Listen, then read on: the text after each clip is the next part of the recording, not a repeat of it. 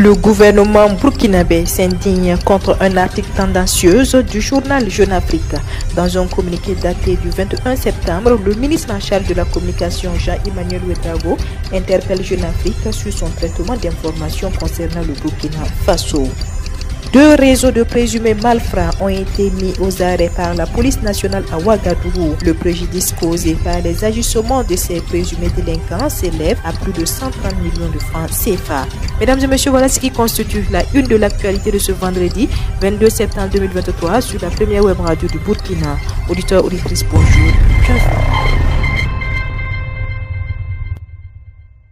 Ouvrons ce journal par ce communiqué. Le gouvernement burkinabé, dans un communiqué publié le jeudi 21 septembre 2023, a déploré le traitement de l'information concernant le Burkina Faso. Le gouvernement invite Jeune Afrique à plus de sérieux et de responsabilité dans le traitement de l'information. Autant il reste attaché au respect de la liberté de presse, autant il s'injurgera chaque fois que les médias traitant de l'actualité au Burkina Faso prendront des libertés avec l'éthique et la déontologie professionnelle, informe le ministre en charge de la communication, porte-parole du gouvernement Jean-Emmanuel Ouedraogo. Dans le cadre de la régulation des contenus publicitaires, le Conseil supérieur de la communication a initié, en collaboration avec l'Agence nationale pour la sécurité sanitaire de l'environnement, de l'alimentation, du travail et des produits de santé, a initié un atelier de sensibilisation des responsables des médias sur la prise en compte des bonnes pratiques en matière de santé publique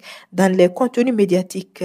Hier jeudi 21 septembre 2023 à Ouagadougou, deux communications ont été faites. La première communication porte sur le cadre réglementaire de la publicité au Burkina Faso et la deuxième a concerné les risques liés à la consommation de produits. Les membres de la délégation spéciale régionale du Nord ont tenu leur troisième session ordinaire de l'année le jeudi 21 septembre 2023 à Waiguia pour approuver le troisième plan régional de développement 2024-2028. La rencontre a été sous la présidence du gouvernement de la région du Nord, Raymond David Valentin Ouedraogo, par ailleurs président de la dite délégation spéciale. C'est une session ordinaire de l'année 2023 qui se tient dans un contexte marqué par la rentrée scolaire et la fin de la session des saisons qui a donné l'occasion aux membres d'échanger sur les profondes aspirations des populations.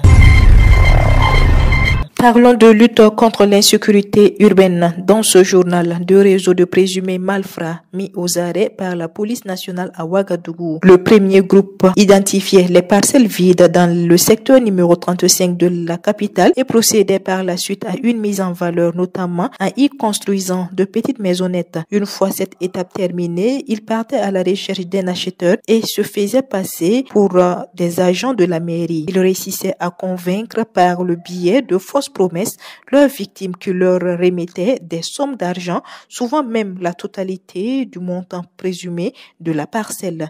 Dès que l'argent était récupéré après avoir remis de fausses attestations d'attribution de parcelles aux victimes, il disparaissait et devenait injoignable.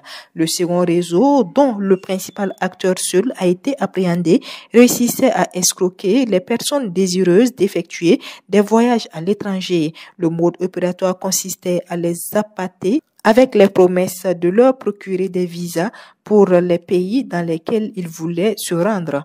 Pour ce faire, les passeports des victimes, de même que l'argent réclamé pour l'établissement des visas, étaient récupérés et tout contact était rompu. Il est à noter que les préjudices causés par les agissements de ces présumés délinquants s'élèvent à plus de 130 millions de francs CFA. Dernier élément de ce journal et parlons sport. La Fédération internationale de football, association FIFA, a publié son classement mensuel. Le Burkina Faso, dans ce nouveau classement qui tient compte des résultats de la dernière journée des éliminatoires de la CAN 2023 et les récents matchs amicaux, perd 3 places au plan mondial. Précédemment 55e sur le plan mondial, le Burkina Faso perd 3 places en descendant au 58e rang. En Afrique, les étalons restent 10e au classement. En rappel, au cours du mois de septembre, les hommes de Hubert Velou ont fait un match nul 0-0 contre l'Eswatini et ont perdu contre le Maroc 1-0. Des résultats qui ont impacté ce nouveau classement. C'est tout pour l'actualité de ce vendredi 22 septembre 2023 sur la première web radio du Burkina. Merci à vous qui nous avez suivis. L'actualité continue sur www.radio24.net et sur www.burkina24.com. Au revoir et excellent début de week-end à vous.